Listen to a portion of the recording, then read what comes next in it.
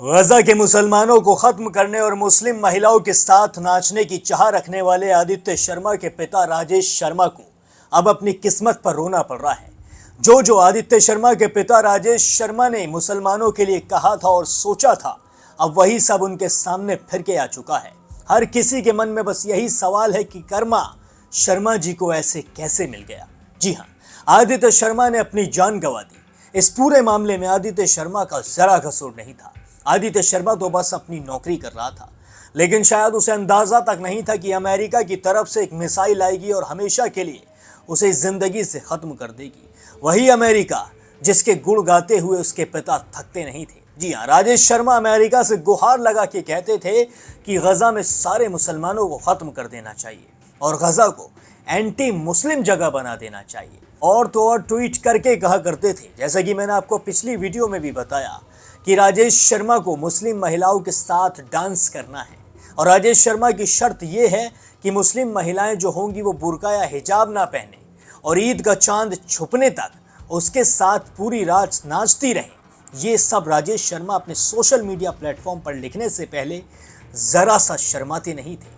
अब वही राजेश शर्मा जो अमेरिका के गुण गाते थकते नहीं थे, उनके खुद के बेटे को अमेरिका ने मौत के घाट उतार दिया है। अब राजेश शर्मा की आंखों में आप साफ तौर पर देख सकते हैं कि कितना दुख है, लेकिन राजेश शर्मा को इस बात का अंदाजा पहले ही होना चाहिए था। ये दुख उन्हें पहले से पता होना चाहिए था। उन्हें पता होना चाहिए था कि किसी का परिवार में से कोई जाता है तो उसे कैसा लगता है, जबकि गाजा में तो सैकड़ों बच्चों ने अपना दम तोड़ दिया। गाजा में तो सैकड़ों लोग मर गए, सैकड़ों परिवार बर्बाद हो गए। उसके बाद भी राजेश शर्मा कहते थे कि गाजा से पूरे मुसलमानों को खत्म कर दो। अब जब राजेश शर्मा के घर का चिराग बुझ गया तो शायद राजेश शर्मा को उन गाजा के लोगों का दर्द महसूस हुआ होगा। बहुत सारे लोग राजेश शर्मा को डिफेंड करते नजर आ रहे हैं। वो कहते नजर आ रहे हैं कि राजेश शर्मा की पॉलिटिकल थिंकिंग को लेकर लोग उन पर तंज कस रहे हैं। उनका बेटा इस दुनिया से चला गया, लेकिन उसके बाद भी लोग उन्हें पता नहीं क्या क्या कह रहे हैं। उनके बेटे के लिए मैं पूरी तरीके से सद्भावना जाहिर करता हूँ। मुझे बहुत ज्यादा दुख है क्योंकि इस पूरे मामले में आदित्य शर्मा का जरा कसूर नहीं था।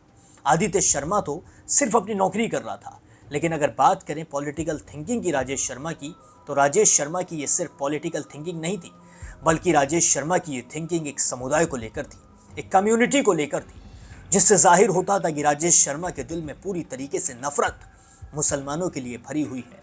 अगर किसी के दिल में नफरत ना हो तो वो क्यों लिखेगा ऐसे सोशल मीडिया अकाउंट पर कि उसे मुस्लिम महिलाओं के साथ नाचना है, उसे मुस्लिम महिलाओं का हिजाब उतारकर उनके साथ पूरी रात डांस करना है। आप जरा सोच कर देखिए, आदित्य शर्मा के पिता को यह भी पता होगा कि मेरा बेटा आदित्य शर्मा भी इस पोस्ट को देखेगा और इस पोस्ट को देखकर उसकी थिंकिंग कैसी होगी। वो क्या सोचेगा कि जब मेरा पिता ऐसा है तो मुझे ऐसा क्यों नहीं बनना चाहिए। जी हाँ, बेटा अपने बाप को देखकर ही तो सीखता है। इसी तरीके से राजेश शर्मा आए दिन सोशल मीडिया पर लिखते नजर आते थे, लेकिन अब राजेश शर्मा की आंखों में आंसू हैं और पछतावे के अलावा उनके चेहरे पर और कुछ नहीं दिख रहा है। आप देखिए कि कैसे सरकार से गुहार लगाते नजर आ रहे हैं। मेरी बेटी का जो बॉडी है वो हमारे तक पहुंचाई जाए और मुझे उसकी जो लास्ट स्ट्रगल मूवमेंट रही होगी उसके बारे में बताया जाए कि उसको रेस्क्यू हेल्प प्रोवाइड कराई गई थी या नहीं करवाई गई थी, या क्या सर्कमस्टांसेस रहे कि 3 क्रू हमारे देश में खोए हैं और बाकियों को बचाया गया, इन तीनों को क्यों नहीं बचाया गया। मैं अपील करना चाहूँगा अपने member of parliament Anurag Thakur ji से, मुख्यमंत्री हिमाचल सुक्खू जी से, विदेश मंत्री जयशंकर जी से और प्रधानमंत्री श्री नरेंद्र मोदी जी से कि हमारे बच्चे का जो शरीर है उसको यहाँ तक पहुँचाया जाए। सर, क्योंकि वार ऑफ सिचुएशन के में जहाज जा रहा है, क्या आपकी बात हुई थी बेटे से कि इस मामले में कि उनका जो जहाज है वो इसलिए सेल कर रहा है? हाँ, हमें पहले ये इन्फॉर्मेशन थी मेरे बेटे को भी कि शिप जो वो सेल करेगा ओमान तक, ओमान से वापस आएगा। तो ओमान ही ऑब्वियसली एक रिस्क जोन बना हुआ है आजकल। तो जब ओमान से फिर वो बाद में हमें पता लगा कि we are trying to go to Gulf of Iran, जो कि हमारे लिए बड़ा शॉकिंग और सरप्राइजिंग था। तो ये captain should have avoided this route. Sir, कहीं ना कहीं कंपनी परमिशन जरूर लेती है सीरिया से जाने के लिए। Any concern from that? अगर कंसेंट ली होती तो फिर यूएस भी अटैक नहीं करती और उनको रोका भी नहीं जाता। Do you demand any inquiry in this companies and or the Obviously that inquiry will be must be conducted, क्योंकि एक बहुत बड़ा रिस्क फैक्टर है कि एक शिप का जो कैप्टन है वो उसने किस मजबूरी में आकर के डिसीजन लिया कि मैं वार जोन की तरफ अपने शिप को ले जाऊं। आज बच्चे को पता है कि स्टेट ऑफ हॉर्मोज जो एक रिस्क जोन बना हुआ, डेडली रिस्क जोन है, तो वहाँ पे हर तरह की बार एक्टिविटीज हो रही है, तो उसमें जाने के दो डबल ब्लॉकेट लगे हुए हैं, एक ईरान ने लगाया हुआ है, एक यूएसए ने भी लगाया हुआ है। तो on whose consent that captain take decision to put life of crew members in danger। दोस्तों देखा आपने किस तरीके से कहते नजर आ रहे हैं कि उनके बेटे का शव उसे वापस कर दें। आज राजेश शर्मा को अपने बेटे का शव मांगने के लिए भीख मांगनी पड़ रही है, इधर उधर फोन लगाने पड़ रहे हैं। इससे पहले राजेश शर्मा को ये सोचना चाहिए था कि कर्मा हमारे पास लौट कर आता है, जैसी करनी होती है वैसी भरनी होती है। राजेश शर्मा के दादा का सुनिए क्या कहना है। मेरे भतीजे के बारे में आप क्वेश्चन पूछ रहे हैं जी, आदित्य शर्मा। और ये मेरे को तो पिछले कल मेरे भाई का रात को 9 बजे के आसपास फ़ोन आया कि ही इज़ मिसिंग। तो फिर मैंने खाना भी छोड़ के आया, मतलब मैं भागा सीधा ही जलंधर के लिए जहाँ पे मेरे भाई थे। तो हम सारी रात जी कंपनी वालों से कोऑर्डिनेट करने की कोशिश करते रहे। उन्होंने कोऑपरेट भी किया, ऐसी बात नहीं है। और फिर लेकिन बता कुछ नहीं रहे थे, डिक्लेयर कुछ भी नहीं कर रहे थे क्या हुआ है। बस इतना है कि मिसिंग है, कोई इन्फॉर्मेशन आएगी तो हम आपको बता देंगे। हाँ, वो डेक कैडेट था, अभी मतलब प्रोवेशन पे ही था वो। अभी 6 मंथ्स उसको अभी जस्ट हुए थे, तो वो आने वाला था 24 मई को। तो उसने वो इसको एक्सटेंड किया था कि मैं 1 महीना और उसको एक्सटेंड करूँगा।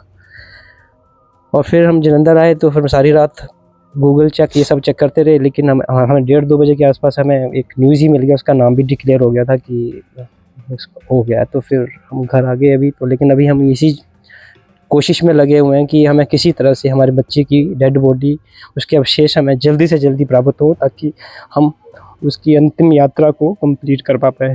फैमिली में मेरे बड़े भाई हैं वो राजेश शर्मा, उनका एक ही बेटा था, बड़े चाव से हमने उसको पाला था। 22-23 साल का था, छोड़ के चला गया जी हमें। सैटरडे संडे को हमारी ग्रुप कॉल हुई थी दिल्ली में। काफ़ी दुखद है, क्या डिमांड रहेगी आपकी, क्योंकि आपने कहा है कि हमारी डिमांड यही है कि हमारे माननीय जो एमपी हैं हमीरपुर के, हमारे जो सीएम साहब हैं, और जो हमारे मिनिस्ट्री ऑफ एक्सटर्नल अफेयर्स के डॉक्टर जयशंकर जी हैं, या जो शिपिंग के जो मिनिस्टर्स हैं, हमारे बच्चे की डेड बॉडी जल्दी से जल्दी हमारे पास पहुंचाई जाए। बस हमारी यही हाथ जोड़ के गुजारिश है। और एक और चीज़ मैं गुजारिश करना चाहता हूँ कि हमारे बच्चे को रात को 10:15 साढ़े 10 बजे जब अटैक हुआ, तो वो इंजन, जहाँ पे इंजन होता है, जहाँ पे मिसाइल दागी गई थी, वो क्या कर रहा था, ओवर टाइम कर रहा था, करवाया जा रहा था, उससे क्या हो रहा था, मैं वो भी जानना चाहता हूँ। और उसको रेस्क्यू की कोई उसको हेल्प की गई कि नहीं की गई, हमें इंफॉर्मेशन चाहिए। मेरे पुत्र क्या मांग रहेगी सर आपकी? मेरी मांग एक है कि हमारा बच्चा चला गया, एक ही बच्चा लूंग थी वो हमारी। अब अगर उसको कैप्टन कोई वार्निंग दी गई थी कि आगे शिप को मत ले जाओ, किस कैपेसिटी से वो आगे बच्चों को ले गया समुद्र में, वो हम जानना चाहते हैं। और पूरी मैं अनुराग ठाकुर जी से रिक्वेस्ट करूंगा, हिमाचल सरकार से भी, कि इसकी पूरी इंक्वायरी की जाए और जो भी दोषी है उसे कड़ी से कड़ी सजा दी जाए। हमारा तो दिल खत्म हो चुका है, मैं इतना कहना चाहता हूँ। दोस्तों सुना आपने किस तरीके से दादा भी रोते बिलखते नजर आ रहे हैं। आज इस पूरे परिवार पर दुख का पहाड़ टूट चुका है। राजेश शर्मा की थिंकिंग एक तरफ, लेकिन इस पूरे परिवार का दुख एक तरफ। इस परिवार के दुख के लिए मैं पूरी सद्भावना व्यक्त करता हूं। मैं राजेश शर्मा के बेटे आदित्य शर्मा के लिए दुआ करता हूं कि वो जहां भी हो खुश हो, उसकी आत्मा को सुकून मिले, उसकी रूह को सुकून मिले। और ये भी उम्मीद करता हूं कि अब अगर राजेश शर्मा को थोड़ी सी अक्ल आई होगी, थोड़ा सा दिमाग ठिकाने पर आया होगा, तो वो अपनी थिंकिंग बदलेंगे और अपने अंदर इंसानियत पैदा करेंगे। हर धर्म को एक समान समझेंगे, हर इंसान को एक समान समझेंगे, और सबसे बड़ी बात, महिलाओं की इज्जत करेंगे। इस पूरे मामले पर और राजेश शर्मा पर आप क्या क्या सोचना है मुझे कमेंट सेक्शन में ज़रूर बताएं। और अगर चैनल पर नए हैं तो चैनल को सब्सक्राइब ज़रूर कर लें, क्योंकि आपका एक सब्सक्राइब का बटन मेरे लिए बहुत बड़ी ताकत बन सकता है।